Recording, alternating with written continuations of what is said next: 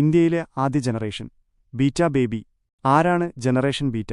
2025 മുതൽ 2039 വരെ ജനിക്കുന്ന കുട്ടികളാണ് ജനറേഷൻ ബീറ്റ എന്നറിയപ്പെടുന്നത്. അതായത് ആർട്ടിഫിഷ്യൽ ഇന്റലിജൻസ് വളരെ വ്യാപകമായ ഒരു ലോകത്തേക്കാണ് ഈ തലമുറ ജനിച്ചു വീഴുന്നത്. ഇന്ത്യയിലെ ആദ്യ ബീറ്റ ബേബി. ഇന്ത്യയിലെ ആദ്യ ജനറേഷൻ ബീറ്റ കുഞ്ഞ് ജനിച്ചത് മിസോറമിലാണ്.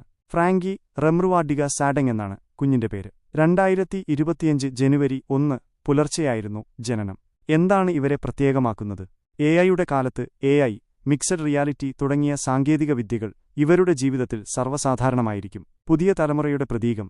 ഇവർ 22ാം നൂറ്റാണ്ടിന്റെ അടിസ്ഥാനം രൂപപ്പെടുത്തുന്ന തലമുറയാണ്. സാങ്കേതികവിദ്യയിലെ പുരോഗതി.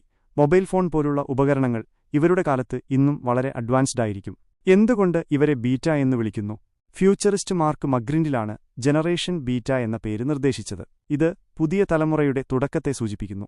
ബീറ്റ തലമുറയുടെ മുന്നിൽ വലിയൊരു ഭാവി. കാലാവസ്ഥാ വ്യതിയാനം, ആഗോള ജനസംഖ്യയിലെ മാറ്റങ്ങൾ തുടങ്ങിയ പ്രശ്നങ്ങൾ ബീറ്റ തലമുറയെ ബാധിക്കും. എന്നാൽ സാങ്കേതികമായും ശാസ്ത്രീയമായും ഇവർ വളരെ മികച്ചുനിൽക്കുമെന്നാണ് പ്രതീക്ഷിക്കുന്നത്.